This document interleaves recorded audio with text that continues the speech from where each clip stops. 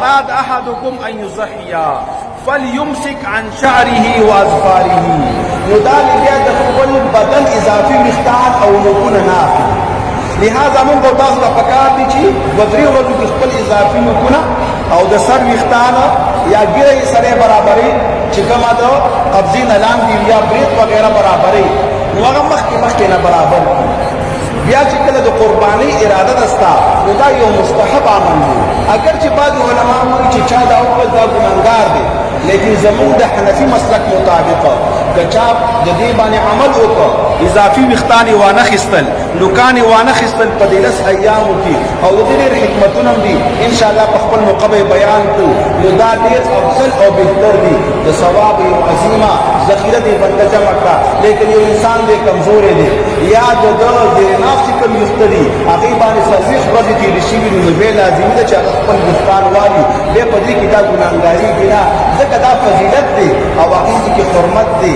دا ویښته زیاتول پرېښودل دا حرام دي، نو دې باندې خصوص دا ثواب زیاتېږي، په هغې باندې بیا ګناهګارېږي هم. نو لحاظه بیا تا ته پکار دي چې هغه ویښته د مخکې نه بیا صفا کړي.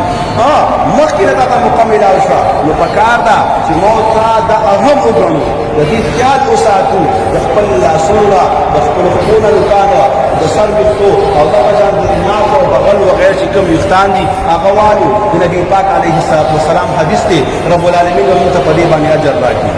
یو بل حدیث هم دی امام ابو داود راخیستی حسن صحیح ورته ویلی دی، امام البانی په ضعیفه کې ذکر کړی دی.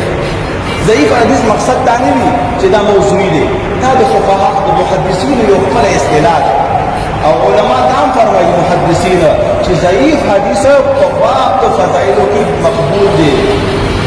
نو دې حدیث کې راځي یو انسان دې د هغو وس نه کېږي قربانۍ ته. نبی پاک علیه السلام فرمایي ته په دې نیت باندې خپل ویښتان او نوکونه اضافي وغیره وانخیستله چې کېدای شي ما ته موقع میلاو شي رب العالمین ما ته اسباب برابر کی او زو قربانی وکم. نبی پاک علیه السلام فرمایي دا ځان بند کړه د حدیث مطابق اضافي ویښتان یې وانخیستل نوکونه یې وانخیستل چې د قربانۍ مقام ورته میلاو نه شوه. د دې حدیث په اخره کې نبی پاک فرمایي فذلک تمام اضحیه، دته به د کامل اضحیې او د قربانۍ ثواب میلاویږي. لہذا د دې حدیث ته دا معلومیږي که یو انسان قرباني هم نه کوي نو هغه هم د خپل اضافي نوکان مخکې والي او دا 10 ورځې د خپل اضافي نوکان او دغه شان اضافي ویښتان نه وي. بیګام یو کتاب کې دا خبره موجود ده چې سرمن دې خپله نه کټ کوي. د سرمن کټ کولو مقصد دا دی انسان دې د هغه ته د اپریشن ضرورت دی نو هغه د ایامو نه مخکې وکړي. په دغې 10 ایامو کې د خپل اپریشن هم نه کوي، ځکه بیا هغه هم د دې ثواب نه محرومیږي.